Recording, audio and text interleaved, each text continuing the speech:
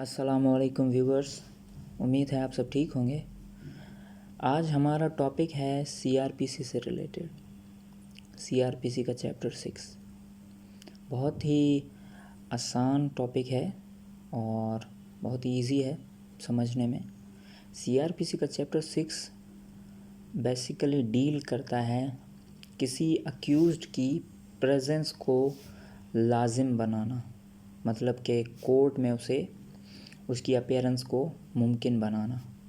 अब उसके लिए कंपेल किया जाता है, उसे कंपेल मतलब कि फ़ोर्स तक भी जा सकते हैं। मतलब कि पहले तो हम जिसे कहते हैं कि अपनी सादी मतलब के लैंग्वेज में इज़्ज़तदाराना तरीके से, फिर वो आहिस्ते आहिस्ते वो तरीका जो है ना वो सीवियर बनता जाता है अगर वो रेस्पॉन्ड सही नहीं करता। एक अक्यूज़ जिसे कोर्ट में आना है और वो मतलब कि नहीं आ रहा है तो उसके लिए एक सिंपल तरीका बताया गया है, मतलब कि वो आ जाएगा तो पहला तरीका है जिसमें अगर वो आ जाता है तो फिर ठीक है, अगर नहीं आता तो फिर तरीके जो है ना वो आगे आगे बहुत मुश्किल होते जाते हैं। अब सबसे पहला तरीका जिसके ज़रिए किसी अक्यूज़्ड को कोर्ट में बुलाया जा सकता है वो है द ईजीएस्ट वन और सिंपलेस्ट फॉर्म, समन। अब देखें, समन का मकसद ये है कि समन कब होती है? समन होती है ऐसे ऑफेंस जो लेस सीरियस इन नेचर हो। मतलब कि अब यहाँ पे मैं एक ओवरव्यू के तहत आपको मूड्स बताऊँगा, ठीक है। मतलब कि किसी बंदे की अपीयरेंस को कंपेल करना, उसके 4 बेसिकली मूड्स हैं। अब 4 मूड्स में कौन सा है मूड्स? एक है समन, मतलब कि हम जैसे अपनी सादी जो है ना लैंग्वेज में कहें, इज़्ज़तदाराना तरीके से किसी को बुलाना। नोटिस वगैरह जारी हो गया उसके लिए कि भाई you are required to appear in the court for that concern matter, ठीक है। अब वो एक बार नहीं आता तो फिर किसी और को अब समन यहाँ पे हम मतलब कि ओवरव्यू के तहत पढ़ रहे हैं। जब इन डिटेल सेक्शंस में पढ़ेंगे तो समन का तरीका है, समन हाउ सर्व्ड, किसके थ्रू समन सर्व होता है। यहाँ पे सिंपल ऐसे समझें कि समन मतलब इज़्ज़तदाराना तरीके से किसी को बुलाना। नोटिस जारी हुआ और उसके पास नोटिस पहुँचे, वो कोर्ट में हाजिर हो, ठीक है। वैसे समन है क्या? समन को हम कहते हैं कि written signed and sealed order of the court. Order of the court में मैजिस्ट्रेट स्टार्ट, मैंने आपको हमारा लेक्चर वीडियोस में है जिसमें बताया था कि सबसे पहले जो क्रिमिनल ऑफेंस जो ट्राई कहाँ पे हो सकता है, पहले मतलब कि लोवेस्ट कोर्ट जो होती है वहाँ पे मैजिस्ट्रेट। तो मैजिस्ट्रेट का वो ऑर्डर जो रिटन साइंड और सील्ड हो उसे हम कहते हैं समन, जिसके ज़रिए किसी को बुलाया जा सकता है। मतलब कि एक ऑफेंस जो लेस सीरियस इन नेचर है तो उसमें होता है समन। अब हम आते हैं आगे, एक बंदा जो समन पे नहीं आया, ठीक है, मतलब कि he was required to appear in the court, he was summoned by the court but he didn't appear. अब आते हैं उसके बाद क्या होता है, कोर्ट के पास कौन सी मतलब कि अथॉरिटी है, कौन सी पावर है, वो है अरेस्ट वारंट। एक बात मैं बताना भूल गया आपको, समन जो डील होता है वो 68 to 74 सेक्शन ऑफ सीआरपीसी में डील करते हैं। समन के बारे में सारा लिखा हुआ है, ठीक है। We will discuss that in detail. अब आते हैं अरेस्ट वारंट पे। Arrest warrant from section 75 to 86। Arrest warrant मतलब कि उसके खिलाफ वारंट जारी हो जाता है। अब देखें, वारंट, अरेस्ट वारंट में यहाँ पे 2 किस्म के हैं, ठीक है। मुझे लगता है कि लिख लेना चाहिए मुझे ये चीज़। अरेस्ट वारंट एक होता है बेलेबल वारंट, ठीक है, और दूसरा होता है नॉन बेलेबल वारंट, ओके, ठीक है। अब देखें, बेलेबल वारंट मतलब कि जहाँ पे श्योरिटी वगैरह दे दे बंदा और वो कहे कि हाँ जी मैं श्योरिटी देता हूँ और मैं अपीयर हो जाऊँगा, ठीक है। तो उसे मतलब कि उसमें लाजमी नहीं है कि उसे पकड़ के भी आए, मतलब कि उसे मतलब कि फोर्स करें और एनी हाउ उसे पकड़ के आएँ, ठीक है। बेलेबल वारंट में श्योरिटी वगैरह पे उसे छोड़ देते हैं और कहते हैं कि इफ़ यू मतलब कि तुम श्योरिटी देते हो, अपीयर हो जाओगे, कुछ चीज़ रखवाना ऐसे ऐसे तो ठीक है फिर। और वो कहाँ पे होता है बेलेबल वारंट का कॉन्सेप्ट आता कहाँ पे? वहाँ पे आता है जहाँ पे offence less serious in nature का हो, ठीक है। अगर सीरियस ऑफेंस है वहाँ पे नॉन बेलेबल वारंट इशू होता है। अगर आप कोर्ट की प्रोसीडिंग वगैरह मतलब के देखते हैं तो कभी बेलेबल वारंट होता है, कभी नॉन बेलेबल वारंट डॉक्यूमेंट्स में लिखा होता है। अब नॉन बेलेबल वारंट वो होगा जहाँ पे ऑफेंस की नेचर सीरियस हो, सीरियस नेचर ऑफ ऑफेंस हो, वहाँ पे नॉन बेलेबल वारंट होता है। वहाँ पे बंदे को एनी हाउ पकड़ के आना होता है।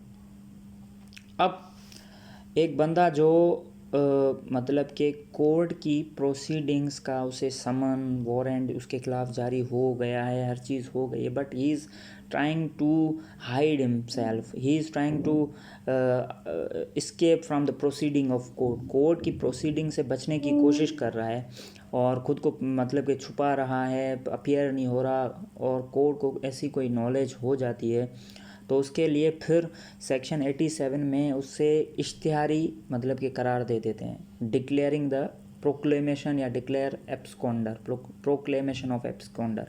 अब वहाँ पे इसके लिए बिल्कुल मतलब के तरीके बताए गए हैं कि कैसे कैसे मतलब इश्तिहारी कराई जा सकती है, जैसे कि पब्लिकेशन हो जाती है, उन तरीके से ये होता है।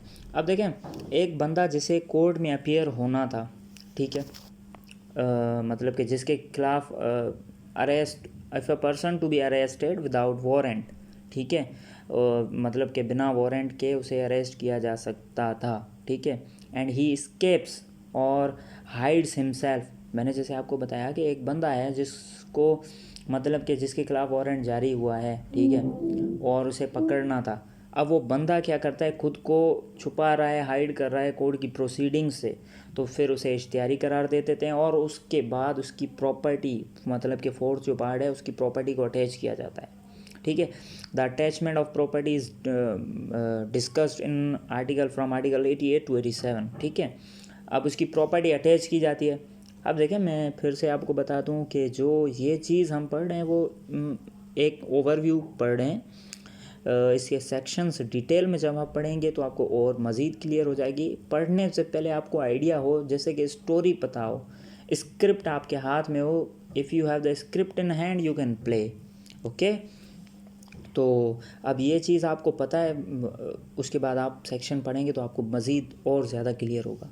अब अटैचमेंट ऑफ प्रॉपर्टी हो गई।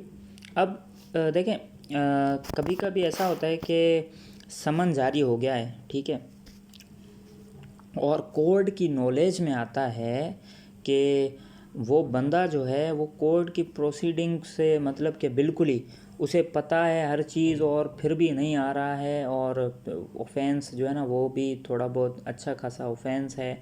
तो उसके बाद अदर प्रोसेसेस में कोर्ट क्या करती है, उसके खिलाफ बाकी सारे प्रोसेस को स्किप करती है, डायरेक्ट वारंट इशू करती है, ठीक है, मतलब कि उसे पकड़ के आना है एनी हाउ। अब यहाँ पे कुछ छोटी चीज़ें जो आपको पता होनी चाहिए वो ये है कि ये जो हमने पढ़ा, ये पढ़ा जब वारंट इशू होता है। सारा प्रोसेस हमने कब पढ़ा, जब मतलब कि एक बंदा है जैसे समन किया, फिर उसके खिलाफ वारंट आया, फिर प्रोक्लेमेशन ऑफ एब्सकॉन्डर हुआ, फिर प्रॉपर्टी अटैच हुई, अदर प्रोसेसेस, ठीक है, वारंट। हमने इससे पहले जो हम मतलब कि जो सेक्शन है 54 to 67 जो हम होपफुली पढ़ेंगे, ठीक है, उसमें क्या था कि समन वगैरह अक्सर हम देखते हैं समन वगैरह होता नहीं है, पुलिस तो डायरेक्ट जाके पकड़ती है। तो वो जो प्रोसेसेस हैं उसके जो मतलब के जो जहाँ पे डिस्कस हुए हैं वो है पुलिस अरेस्ट विदाउट वारंट, जहाँ पे पुलिस विदाउट वारंट अरेस्ट कर सकती है। फिर वहाँ पे समन का प्रोसेस जो है ना, समन का पार्ट जो हमने अभी पढ़ा वो स्किप हो जाता है। मतलब कि वो ऑफेंसेस ऐसे होते हैं सीरियस नेचर के जहाँ पे समन की ज़रूरत नहीं होती, मतलब कि वारंट की ज़रूरत नहीं होती, बिना वारंट के अरेस्ट कर देती है। और अगर वो बिना वारंट के अरेस्ट में भी स्केप हो जाता है, ठीक है, या मतलब कि भाग जाता है या छुप रहा है खुद, फिर उसके बाद दो प्रोसेसेस को छोड़ के डायरेक्ट प्रोक्लेमेशन ऑफ एब्सकॉन्डर आता है और फिर अटैचमेंट ऑफ प्रॉपर्टी। मतलब अब हम समराइज़ करते हैं, मैं आपको अच्छे तरीके से मतलब कि हम एक ब्रीफ लें। सबसे पहले एक तरीका होता है जिसे हम कहते हैं समन, मतलब कि इज़्ज़तदाराना तरीके से उसे बुलाना। नोटिस जारी हुए, वो बंदा आ रहा है, offence less serious in nature का था, उस बंदे को बुलाने के लिए कोर्ट ने समन जारी किया टू कंपेल हिज अपीयरेंस।